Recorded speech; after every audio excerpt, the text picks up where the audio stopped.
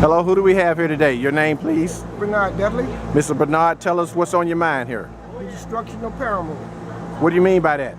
We had two basketball stadiums, one soccer stadium, all in District 5, none in District 1, none in District 2, none in District 3, none in District 4. All of the destruction in the black area. So what is your concern, sir? The destruction of the black people in Orlando. But the people that was in this room here felt as though everything They was... are weak. They have less courage than their forefathers who were born in slavery. So what are you saying? We are weak black people.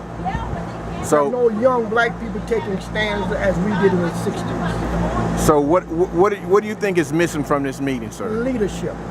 Our pastors have failed us, our political leaders have failed us, and the black press has failed us. We are short in many areas, especially from our pastors and our political leaders. Okay, but that's who people look up to.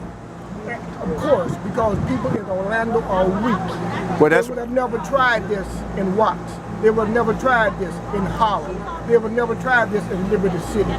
But because we have grown old, we have not brought our young people along. City Hall feels as if they can just do whatever, whenever they feel like. But you got leaders, you got the leaders in there. We don't have leaders. We have would-be leaders. We don't have enough leaders with guts, with balls. They're willing to die and fight for Parramore. They're too easy to fall in line. So is that what you're saying? That's what's happening with our leadership? We don't have leadership. Again, we don't have leadership. Okay. So what would be the solution, sir? What would you give us as a solution? It's march every day. So no you more say stadiums in Orlando, not in the black area. Put some in District 3. Put some in District 2. The reason Buddy Dyer can get away with this is all in our black area.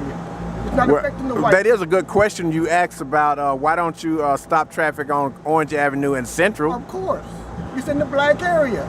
We don't vote. Our leaders don't complain. That's just my point. So you're trying to say the leaders are paid? We don't have, our leaders are clueless to what's going on. Our leaders are clueless.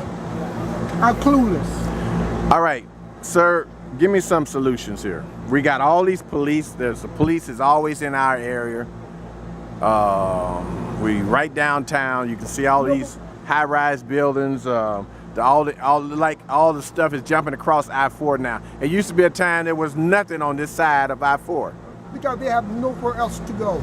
They're forcing us out. That's my point. Our leaders don't seem to care. But they bringing jobs to the community. For whom? You got a job, and where are you going to live? Washington Shores, Pine Hills? So you're saying the jobs that the people that they're bringing here, it does not reflect the people that live in the community? Of course not. Of course not. Of course not. Of course not. We are leaderless. Our pastors don't preach the truth anymore. Our leaders just don't seem to understand our past, our history, our culture. My great-grandfather was a slave. My great-grandmother was a slave. They fought to get out of slavery, but yet we are still enslaved by the white man separating us. We have the indoor slave and the outdoor slave. The house Negro and the I field don't want to Negro. use the N-word. Well, I'm just saying the house Negro and the field Negro. Right. And we are still segregated. How many young people did you see in there? Not very many. Because we don't bring our young people along. We don't teach our young people about our past. We don't teach our young people about our culture. We don't teach our young people about our way of life, what we fought for in the 60s. We didn't get this far by getting on our knees and saying we shall overcome. We got on our knees by saying any means necessary. We got on our knees by saying black power. That's how we got where we are. Well, we want to thank you for your information, and we will use it accordingly. Thank you very much. Thank you.